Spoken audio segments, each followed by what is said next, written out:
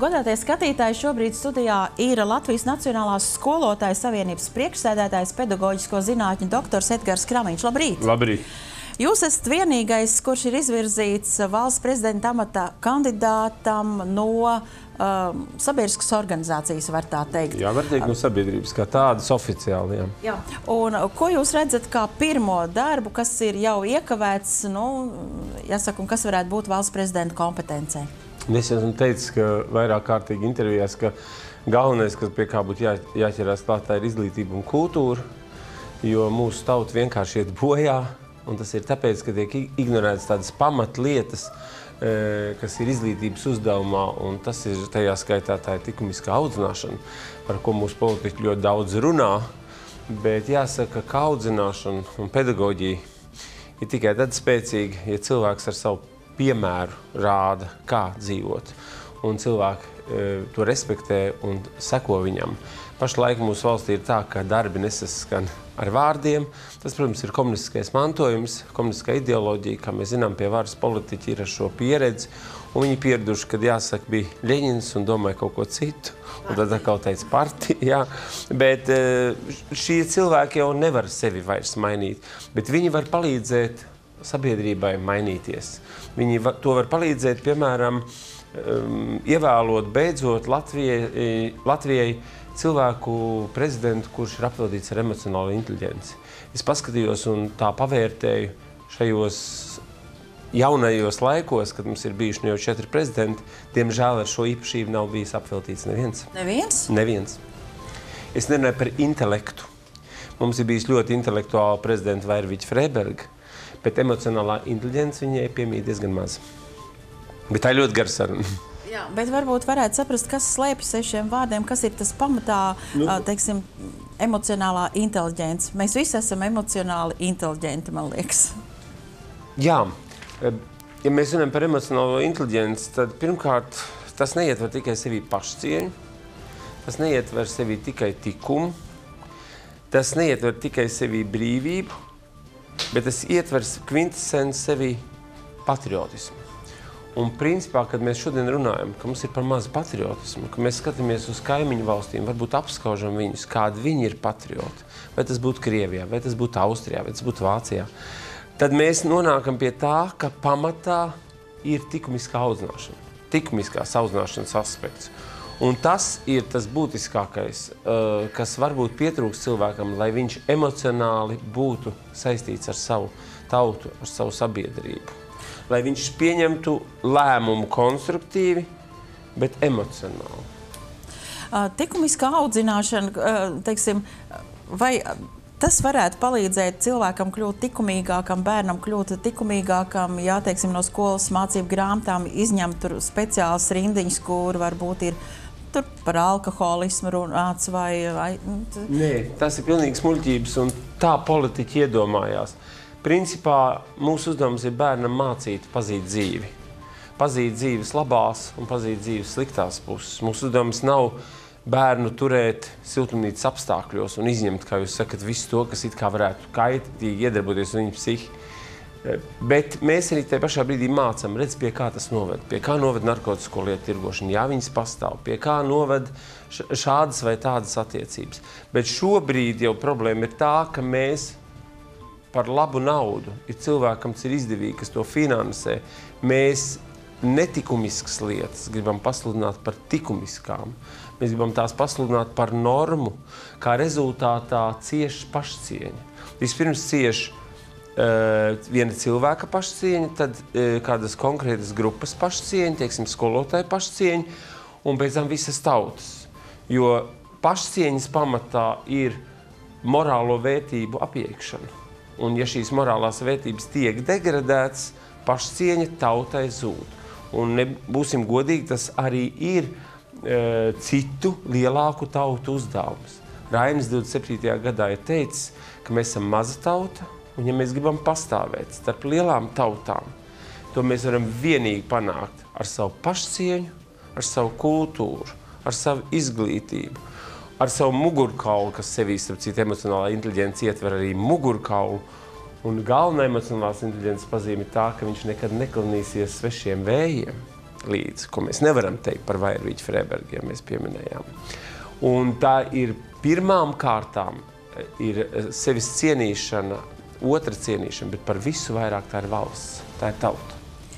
Skolotāja pašcieņa. Vai šodien mēs par šo jēdzienu vispār varam runāt? Jo man liekas, ka skolotāja pašcieņa, nu, teiksim, salīdzinot kaut vai ar Ķīnu, kur skolotāja raksta ar gandrīz vai lielo burtu, un Ķīnā skolotājs nozīmē, nu, gandrīz visu.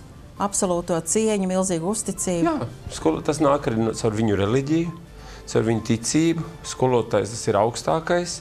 Viņi tic viņam, viņi seko viņam. Tas ir gan skolotājs būtiski klasē, gan tas ir dzīves skolotājs.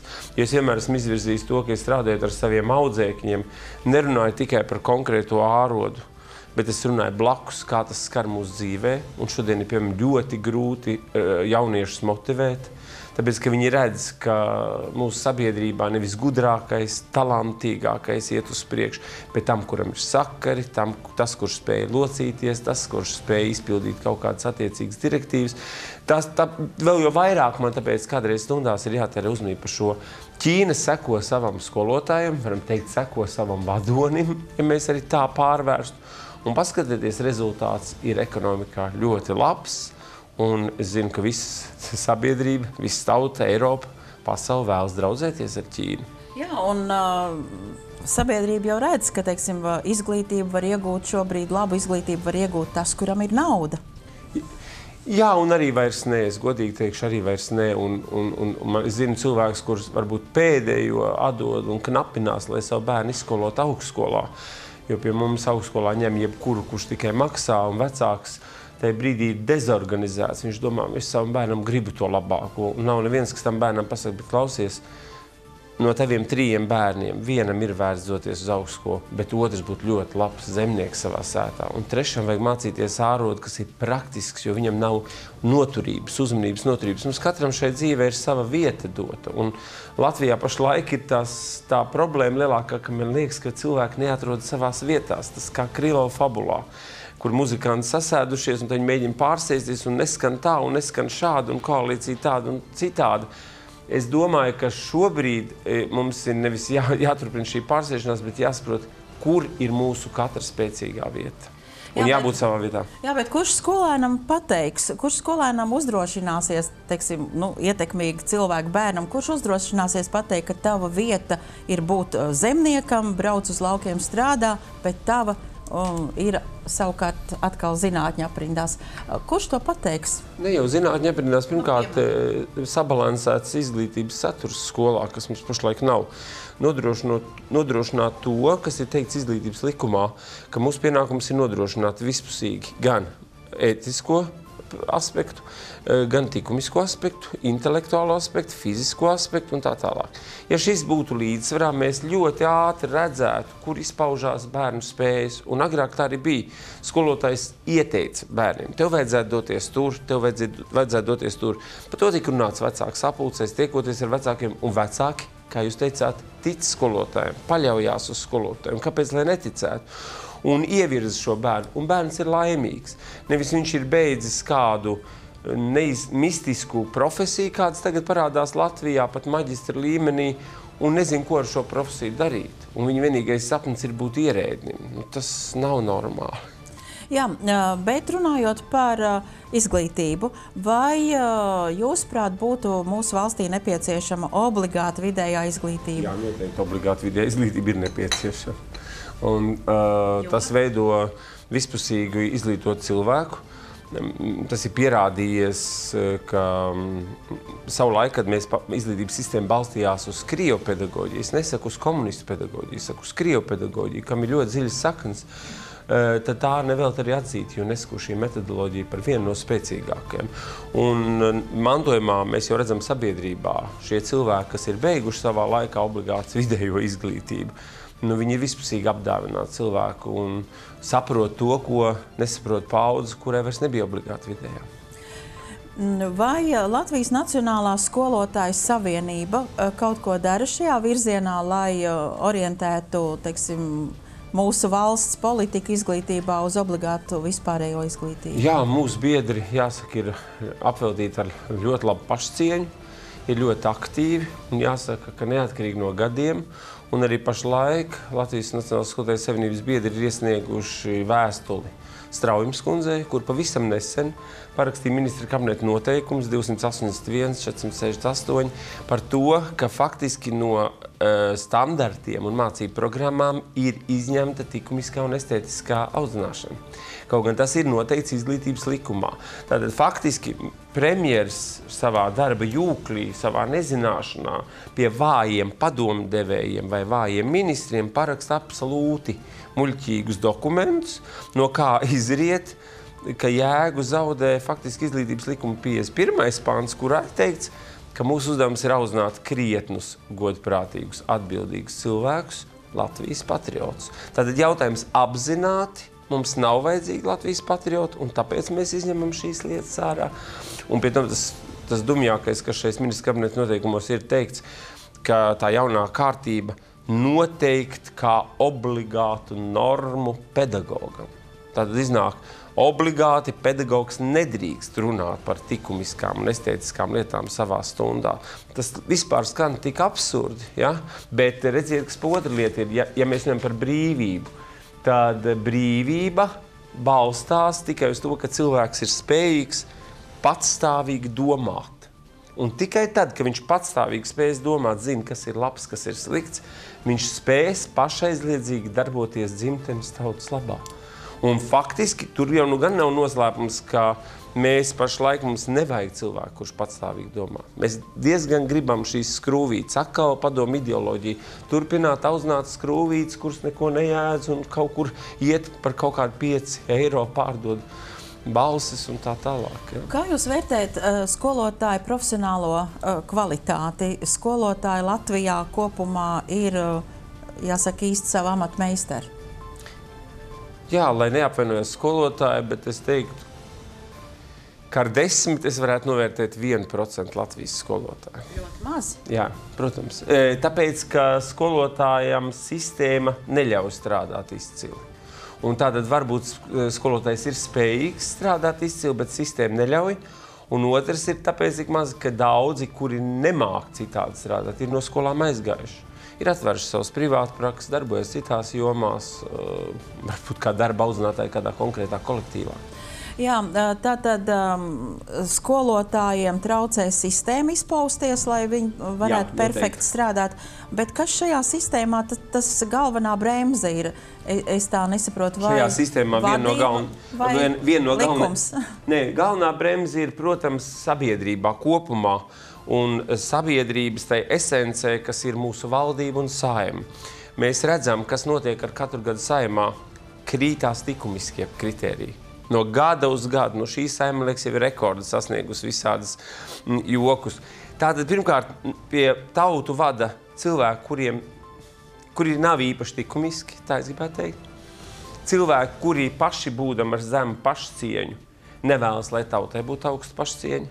Jo, redziet, Immanuels Kants ir teicis, tev pašam jābūt ar āpuļa dabu, ja tu vēlies, lai citi tevā priekšā ložņā. Un latvietim šis laikmetos tāds ļoti sliktais gēns, pakalpības gēns, iztapības gēns šeit nospēlē par labu šiem cilvēkiem. Un rezultātā sabiedrība, cilvēki, es domāju, arī žurnālisti, valsts televīzijā, valsts radio, nav īsti brīvi cilvēku, un līdz ar to nav arī savu zemes patrioti. Jo patriots var būt tikai brīvs cilvēks.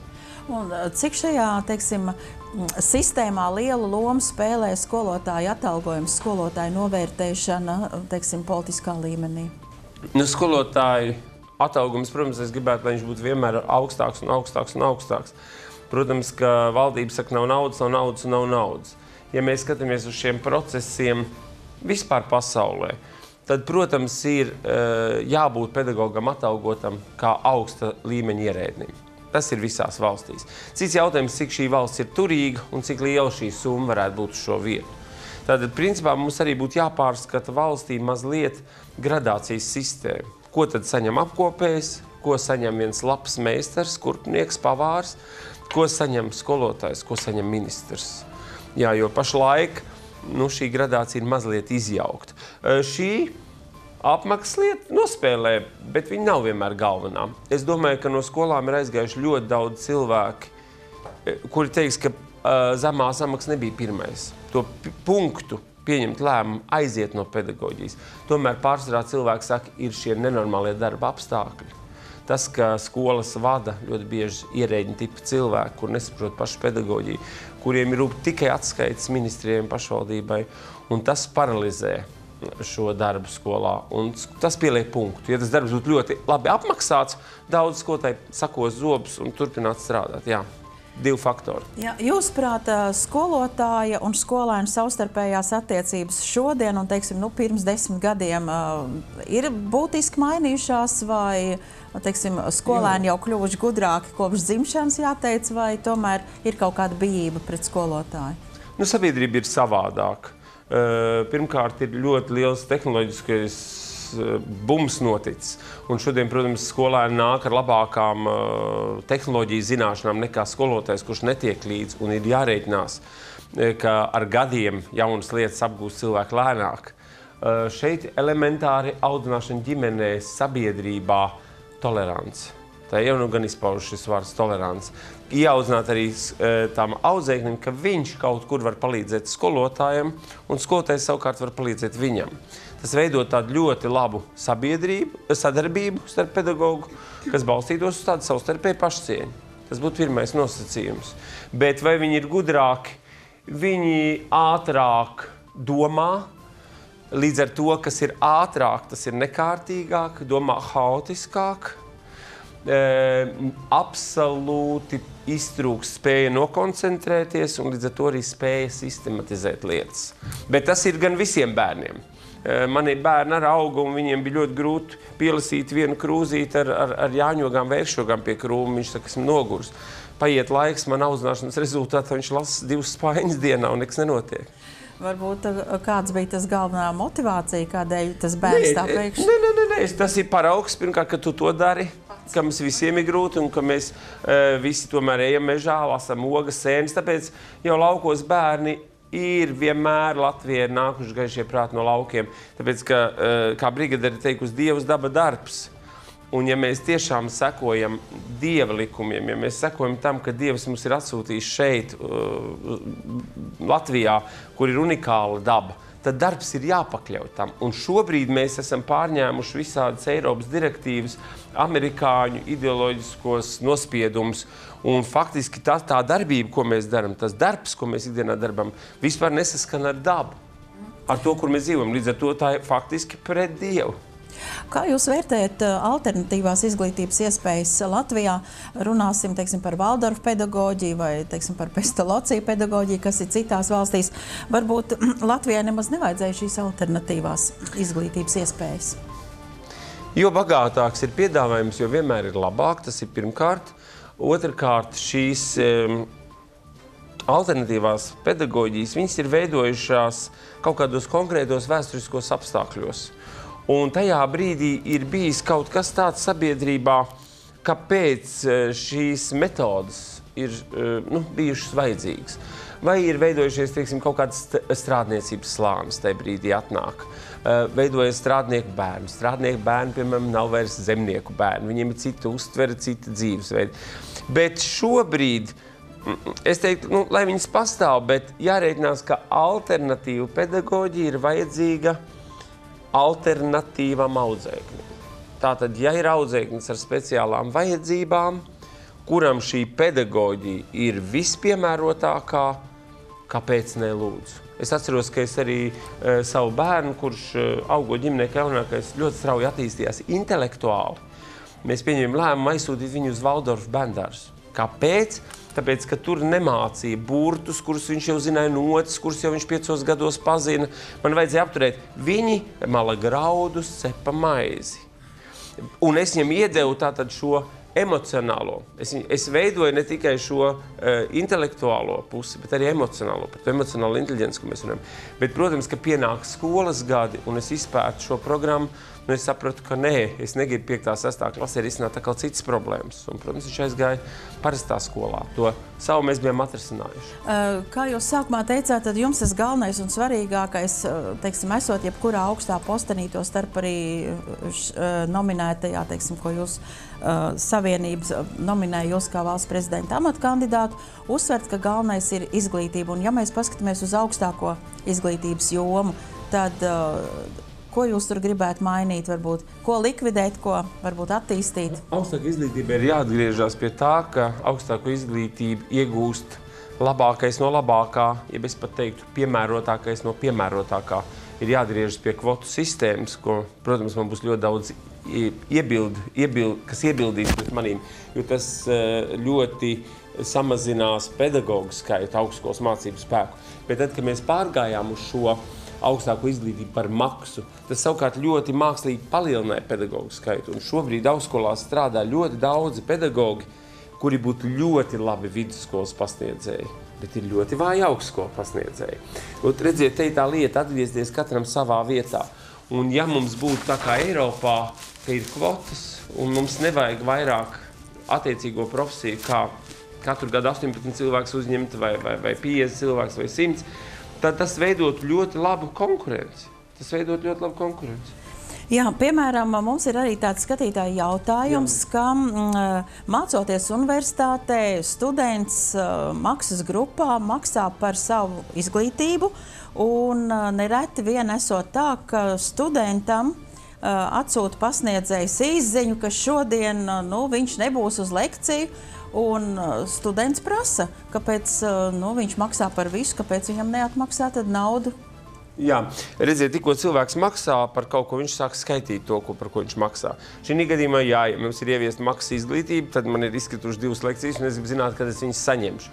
Protams, ka students tajā brīdī nedomā, ka varbūt es iemainītu 4 nekvalitatīvas lekcijas pret 1 kvalitatīvu, un varbūt, ka, piemēram, šim pasniedzējam lekcijas mums nav tās kvalitatīvās, un es pats esmu priecīgs. Bet arī Eiropā tā notiek, un Austrijā... Es ļoti atvainojos, mums zvans studijā un laiks iet uz beigām. Sveicināt, labdien, lūdzu, jūs jautājums. Halo! Labdien! Labdien! Labdien! Labdien! Labdien! Man ir jautājums Kramiņku. Vai jums neliekas to, ka mēs gatavojam darba spēku ārzemēm? Protams.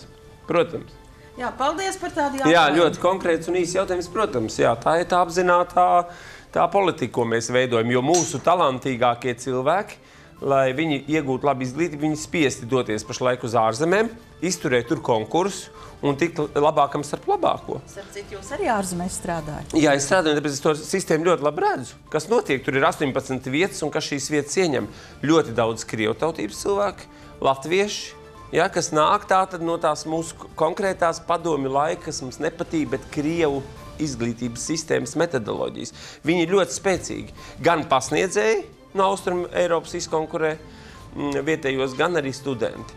Un, protams, ka viņi iegūst labu izglītību, jo viņiem nav jāsēž vienā solā ar kaut kādu, teiksim, divnieku karali vai cilvēku, kurš vispār nav radīts tai profesijai vai vispār augstākai izglītībai.